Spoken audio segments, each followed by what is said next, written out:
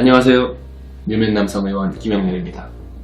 이번 질문은 귀두 확대나 음경 확대 수술을 하려면 포경 수술을 꼭 해야 되나요? 라는 질문입니다. 답변은 꼭 해야 되는 사람도 있고 안 해도 되는 사람이 있고 꼭 해도 되는 건 아닌데 하는 게 더 좋은 편인 사람이 있고 혹은 안 해야 되는 사람이 있고 혹은 꼭 해야 되는데 본인이 하기 싫어서 거부하는 경우도 있고요.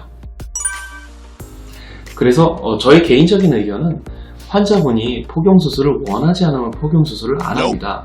다만 환자분이 포경수술을 거부하는 경우에 환자분의 성기 모양에는 이 수술 후에 이러이러한 모양이 생길 가능성이 있다, 이런 설명을 드려요. 근데 모양적으로 조금 더 완성도가 있으려면 포경수술을 하는 편이 좋으시겠죠. 근데 경우에 따라서는 포경 상태가 너무나 안 좋아서 예를 들어서 발기할 때 귀두가 노출이 아예 안 될 정도로 포경 상태가 안 좋은 분들이 계세요. 그런 분들은 확대 수술과 포경 수술을 동시에 하지 않고 그 상태부터 일단 해결을 하는 게 나은 경우도 있습니다. 할까요 말까요? 뭐 딱히 아무 생각이 없습니다. 알아서 해주세요. 이렇게 말씀을 하시는 경우도 있는데 그러면 정말 알아서 해드립니다. 모양만 잘 잡아서 이렇게 하겠다고 일단 미리 설명을 드리고 이렇게 수술을 하겠습니다. 동의를 구하고 진행을 합니다.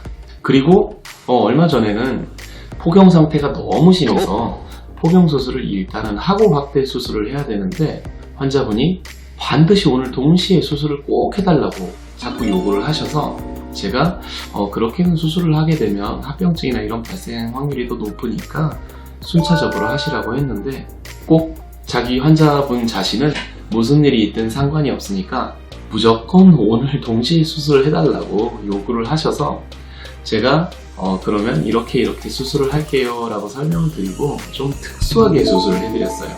좁아진 부위를 해결을 좀 하면서 포경 수술도 부분적으로 하면서 성기의 모양을 잡아서 진피 확대 수술을 동시에 해드렸는데 일단은 현재까지는 경과에 큰 문제는 없고 괜찮긴 하시네요.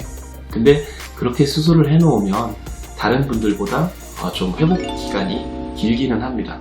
근데 환자분들이 이런 점을 생각하시더라고요. 회복 기간이 뭐 2, 3주 좀 길긴 한데 근데 수술을 2번 하면 어쨌든 그게 회복 기간이 더 긴 게 아니냐 이렇게 물어보기도 하시는데 그것도 맞는 말씀이긴 하고요.